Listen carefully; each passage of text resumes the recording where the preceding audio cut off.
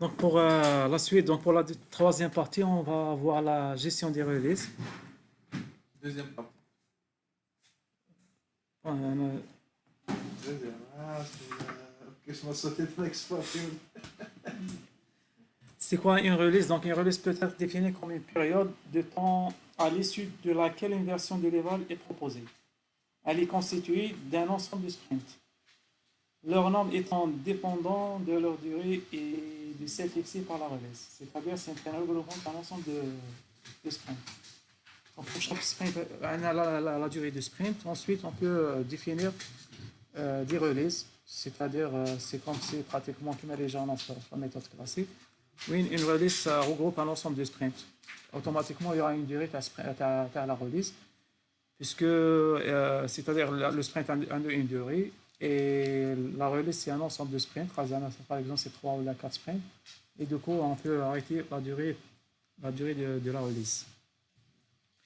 Le choix de la durée de la release fait partie des décisions de fonctionnement de l'équipe, comme la durée du sprint. Il est maintenant d'usage que cette durée soit fixe. C'est la même chose que le sprint. Une fois on arrête la durée du sprint, il faut arrêter la durée de la release. C'est là pour profiter d'un rythme régulier. Donc un petit schéma, donc un plan de release, ça regroupe un ensemble de sprints. Et voilà, et pour chaque sprint, il y a les objectifs.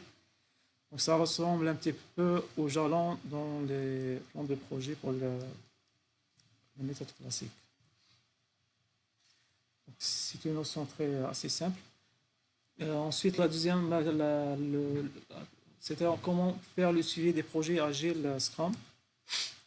Donc il y a pratiquement deux graphes. Il y a le Scrum Down Chart qui permet de représenter sous forme graphique l'évolution de la quantité de travail restante pour une période donnée.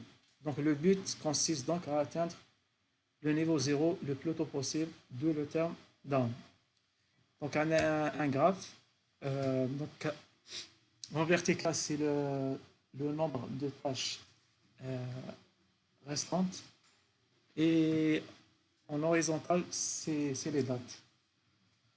Donc avant d'entamer le sprint, donc c'est-à-dire la valeur, le nombre de tâches restantes qu'on a fait. Et au moment de la réalisation, le nombre avec la valeur elle diminue. Et l'objectif c'est d'atteindre la valeur 0. Pour dire qu'il ne reste plus de tâches en attente. هذا يكون ما فيش توجور نشوفوه. هذا سي هذا يكون ما فيشي سي ثاني سي parmi les tâches تاع سكرام ماستر. Donc c'est de faire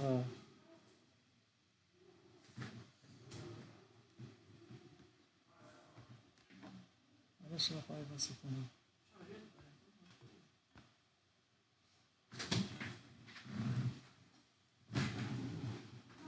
C'est l'appareil, c'est le téléviseur. C'est le téléviseur, il faut l'appuyer. C'est bon.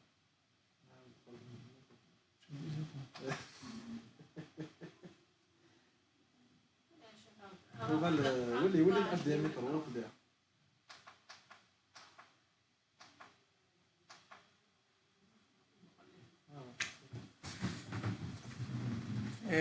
Et du coup, le but consiste à atteindre le niveau 0 pour réaliser toutes les tâches. C'est la charge de travail, de notre côté, c'est le temps, c'est ça? Ouais. Donc maintenant, c'est les tâches. Le nombre de tâches plutôt, la charge de travail. Non, maintenant, c'est le nombre de tâches restantes. En horizontal, c'est les dates. C'est le temps, oui. La première journée, deuxième journée, troisième journée, etc. On peut mettre des dates calendaires, c'est-à-dire les journées de sprint.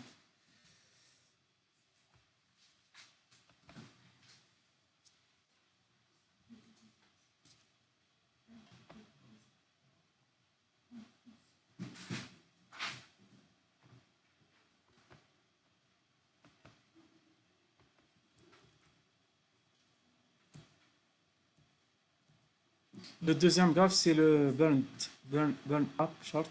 Donc, permet de représenter sous forme graphique l'évolution de la quantité de travail terminé en fonction du temps.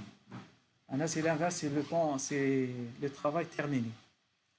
Et le but, c'est consiste donc à atteindre la cible et le plus tôt possible, d'où le terme up. C'est-à-dire, c'est pas le nombre de tâches restantes.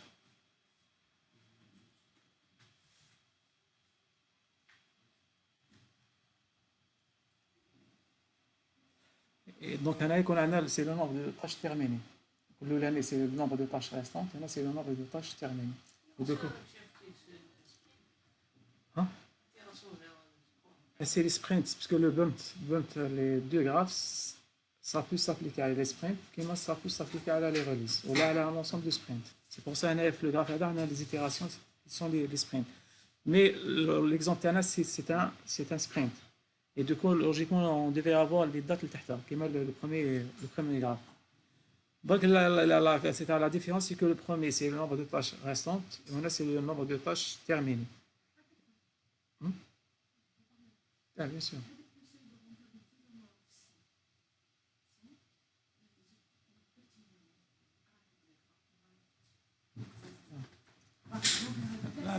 Bon, pour le moment, je cherche les deux trucs. Là, c'est le nombre de tâches restantes. C'est un plutôt terminé. L'oulani, c'est restant.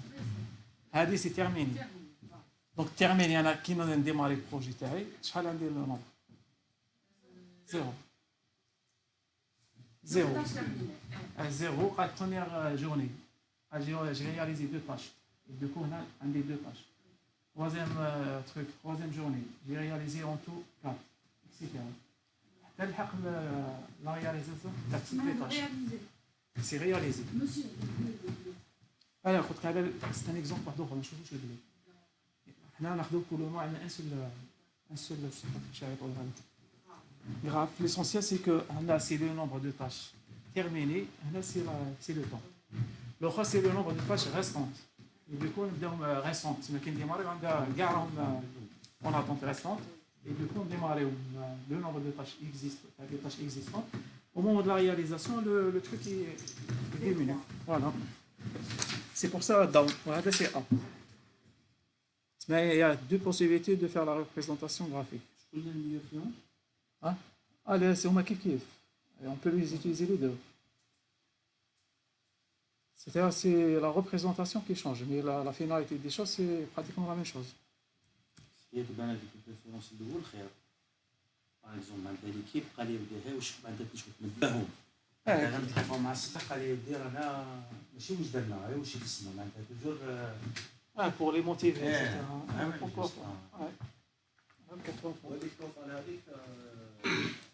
C'est autre chose. Parce qu'on peut améliorer les graphes. Oui, mais je peux mettre ce qui a été planifié ou le réel, etc. pour avoir deux graphes. Total, je pense, parce que j'ai pris une image sur Internet sans faire attention, c'est pas exactement le. Mais c'est le principe, c'est que je parle beaucoup plus de en rouge. Donc, ce qu'on a vu, la gestion des relais, c'est un regroupement d'un ensemble de sprints et de coins une durée. Et pour le suivi, donc pratiquement, on a deux principaux graphes. Il y a deux principaux graphes, les hommes, le burn down ou les burn up. Pour les outils, c'est quels sont les outils qu'on peut utiliser pour la gestion des projets agiles. Et, ouais. Et le suivi. SM.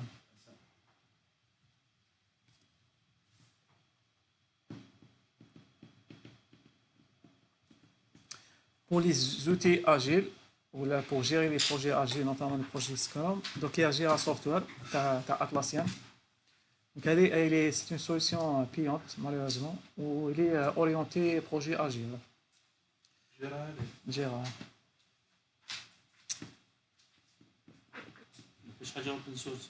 Si, donc on les. Donc il y a Jira. Jira, des fois, il y a deux principales fonctionnalités. Donc, on a Jira. Atlassian a deux principales fonctionnalités. On a deux principaux modules. Et on a Jira pour la gestion du projet Scrum. Plus un module seulement Confluence pour tout ce qui est la base de connaissances, le partage des documents, le partage d'informations, etc. Je me mets de CP à peu près, si je me souviens, 30 € par collaborateur pour chaque année. les utilisateurs, et là, tu payes 30 euros l'année. Donc à peu près l'interface تاعها. Donc on a la notion de backlog. Le board c'est le tableau Kanban. Donc there are to do, in progress, in review, down, etc. Ou voilà, on a les rapports. Les rapports, c'est le burn down ou le burn up. Les relais, c'est la gestion des relais. Plus les autres fonctionnalités. Mais les quatre هذو هما اللي راهم les plus utilisés. Donc les backlogs pour créer des bacs, bacs à sable, bacs de culture, اللي شفناهم. هذا c'est tableau Kanban pour c'est la réalisation de sprint. C'est-à-dire au moment quand on fait les bacs pour réaliser, c'est-à-dire la réalisation du sprint en question, نروحوا le tableau هذا où on définit to do, c'est-à-dire à faire, et progress, etc. Ensuite le workflow هذايا c'est à l'équipe de réalisation de le définir. Tout dépend du projet. Et généralement toujours en attente ou là à faire, en cours ou là in progress. Une review s'il y a une partie de la revue. Je peux avoir une testing pour les tests, etc. حتى الحق down terminé. وقتاش نباسكولي terminé.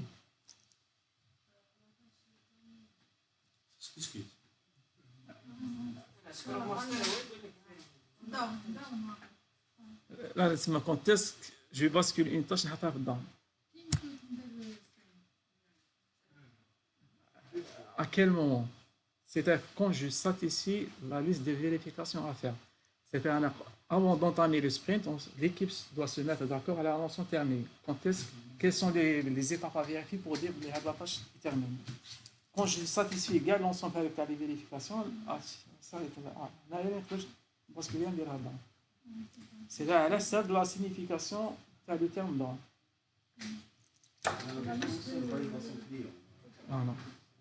Non. Le jour où on dit représentation, on va valider ou approuver le user story. Mais une fois le client dit oui, la fonctionnalité qui a été demandée, effectivement, ça fonctionne. Avec la user story, ce n'est pas la tâche, mais user story, à partir du backlog, on bascule par le bac de récolte. Quand le bac de départ, on met le bac de sprint, une fois c'est approuvé, on bascule par le bac de récolte. Non, donc les tests d'acceptation, c'est pour aider le développeur à préparer ou à faire des tests fonctionnels. Les validations, c'est les inputs, c'est conditions de réalisation.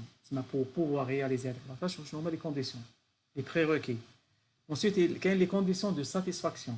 C'est-à-dire quels sont les critères à vérifier pour dire effectivement la fonctionnalité, ça fonctionne. Donc, les critères d'acceptation, les valider ou le fonctionnement de l'user story. Ou les tests d'acceptation, c'est pour définir les scénarios où ils déroulent à partir de tests, etc. Donc, c'est Jira. Apparemment, il y a une version de démonstration avec une période à démonstration. Sinon, Trello, c'est un outil de gestion de projet en ligne. Toyota. Pratiquement bien. Oui, je peux donner, par exemple, pour le sprint en question, un tableau Kanban fait en attente, en cours, testé, terminé. Je peux mettre une post-it ou une colonne juste pour attirer d'informations. La colonne, moi, je vais faire le workflow. Et du coup, c'est juste pour mettre la date début, date fin du sprint. Formation. Hein?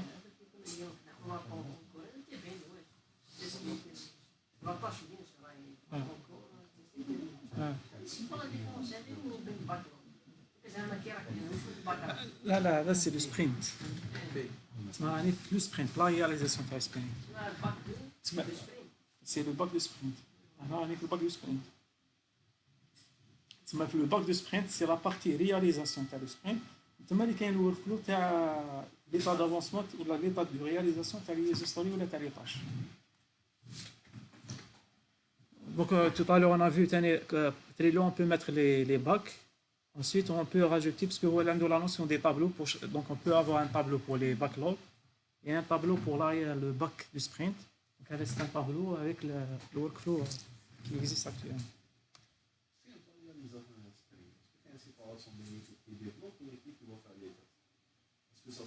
Scrum Master اللي بيسير. Mais c'est pas le Scrum Master. Le Scrum Master est proche de l'organisation de les équipes.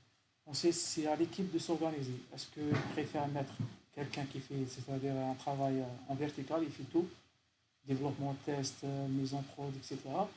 Ou là en horizontal, oui, pour des spécialités.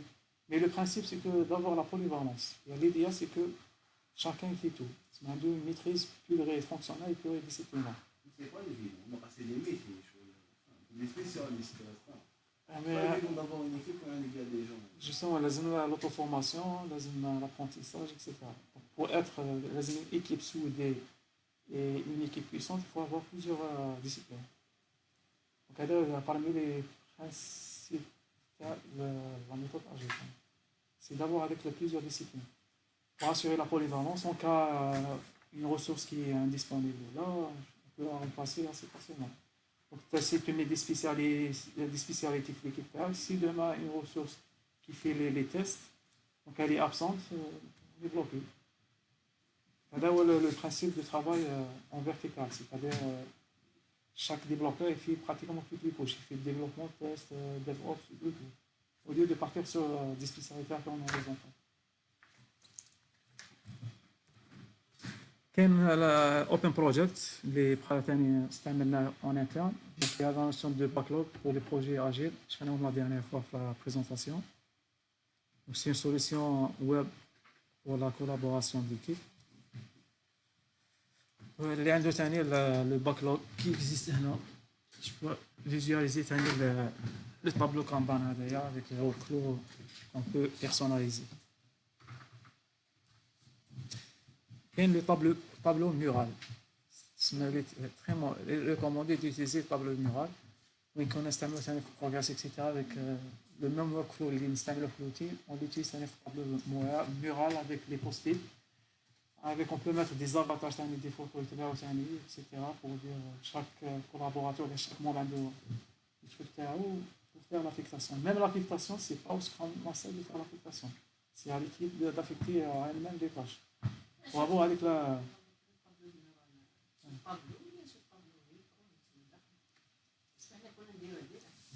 هذا ميوغا في الحياة. هذا في زوتي شفناهم.